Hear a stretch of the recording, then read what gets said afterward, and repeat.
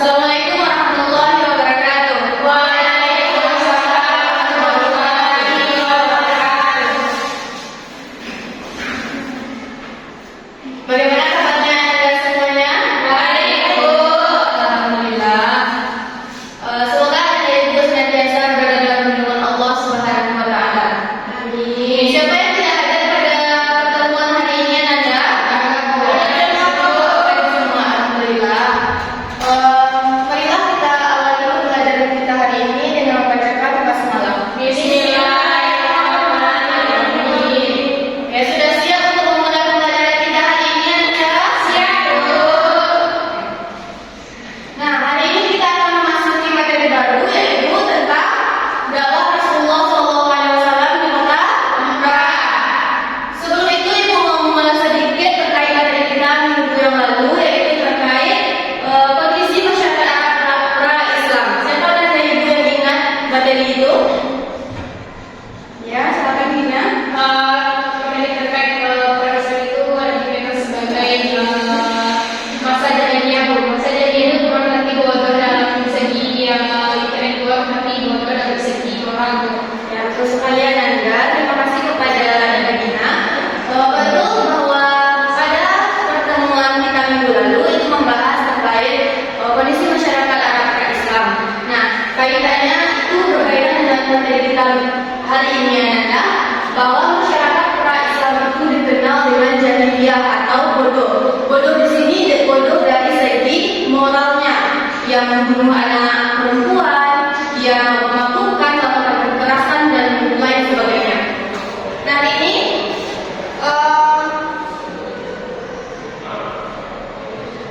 oke, adapun tujuan pembelajaran tentang dakwah Rasulullah di Makkah ini, yang pertama Anda Ibu dapat mengetahui bagaimana kondisi masyarakat Arab sebelum Islam datang. Yang kedua, Anda Ibu dapat mengetahui bagaimana metode dakwah Rasulullah di Makkah ini. Itu ada dua, yaitu sembunyi-sembunyi dan terang-terangan. Dan yang terakhir, Anda Ibu secara garis-besarnya dapat mengambil ibrah atau pembelajaran terkait materi kita hari ini. Oke, adapun langkah pembelajaran kita itu akan menggunakan model jigsaw, yang mana nantinya Ibu akan membagi Anda menjadi dua kelompok. Yang kelompok itu akan Ibu bagi menjadi kelompok asal dan kelompok akhir.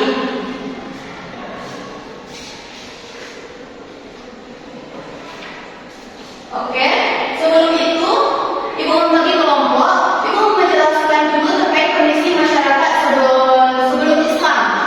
Yang pertama dari segi kepercayaan. Dari segi kepercayaannya, masyarakat Makkah itu menyembah berhala.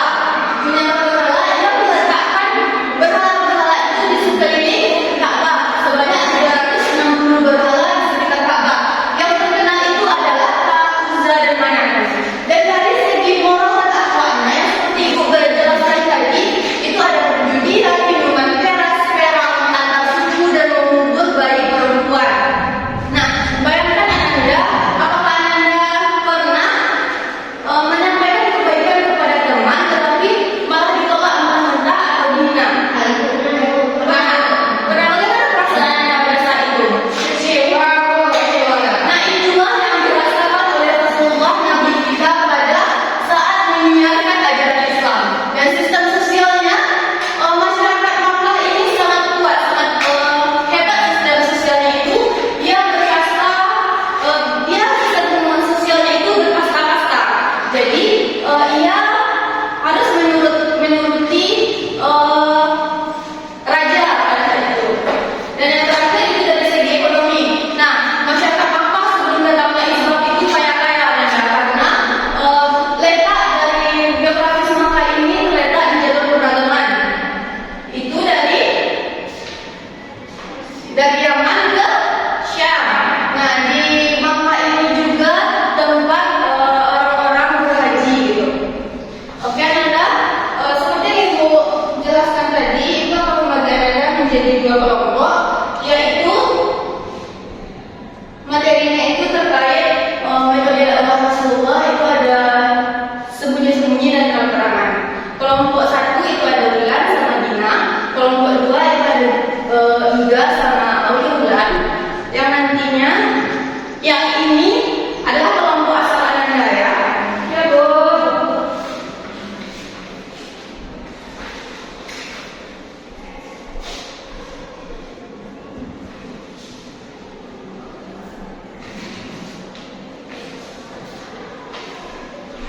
Nah, itu Ananda, bahwa di kelompok ini Ananda Ibu berikan dua materi yang berbeda. Yang pertama Ibu mendapatkan materi dakwah secara sembunyi-sembunyi dan terang-terangan. Sekarang siapa yang mendapatkan materi yang dakwah secara sembunyi-sembunyi? Ya, silakan duduk berkelompok. Ya, sama Iga ya. Sama Iga. Ya, udah dulu. Aurel sama Dina.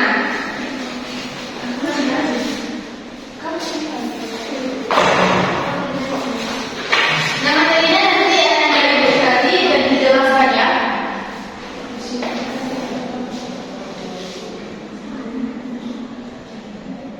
Nah, bisa Anda? Bisa, Bu.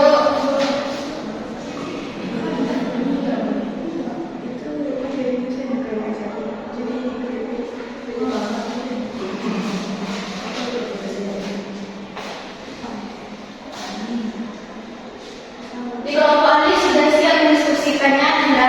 Sudah, Bu. Oke, sekarang Anda Ibu minta kembali ke kelompok asalnya masing-masing. Baik, Bu.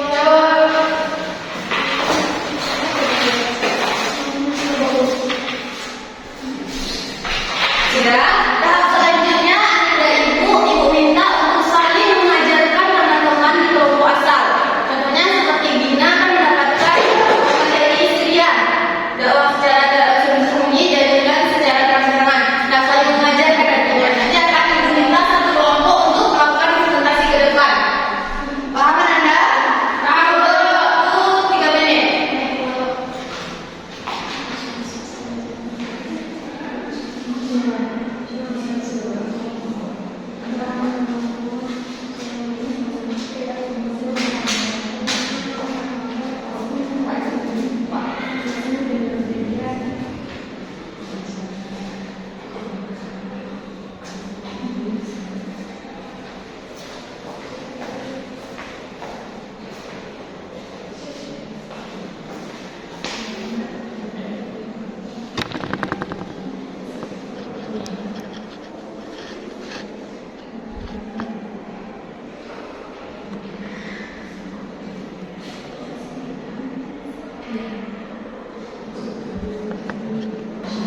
Oke, sudah Anda? Sudah, Bu. Siapa yang mau mempresentasikan ke depan terkait dakwah Syria? Ya, dipersilakan kepada Wulan berdiri saja di sana.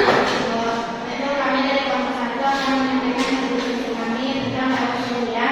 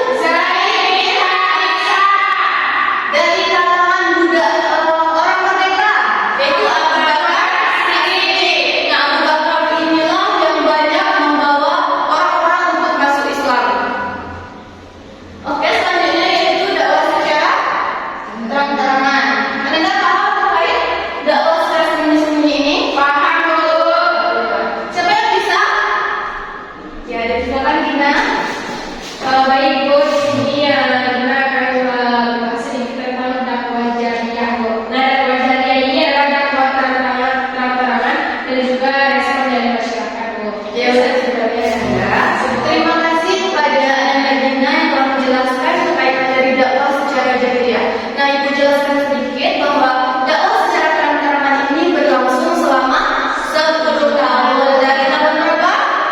613 sampai 22. Kan? 613 sampai 622 Masehi. Nah, dakwah secara terang-terangan ini diberitakan oleh Allah dalam Quran surat Al-Hijr ayat 94. Adapun langkah-langkah dakwah secara terang-terangan ini yang pertama adalah Nabi Muhammad mendakwahkan kepada keluarga dekatnya terlebih dahulu, yaitu mengundang Bani Hashim, yaitu Ali bin Abi Thalib radhiyallahu anhu yang pertama mendukung dakwah Rasulullah ini. Yang kedua ada bukit Safa, berseru kepada Quraisy, selamatkan dirimu dari api neraka. Yaitu Nabi Muhammad itu ke bukit Safa untuk menyeru kepada kaum Quraisy. Ini seruannya, selamatkan dirimu dari api neraka. Yang ketiga itu ada di tempat umum, seperti yang kita ketahui bahwa Makkah ini berada di jalur perdagangan. Jadi Nabi Muhammad ini mendakwahkan Islam lewat perdagangan. Dan yang terakhir itu ada suku-suku Arab, mendakwahi berbagai kabilah Arab yang mau masuk Islam.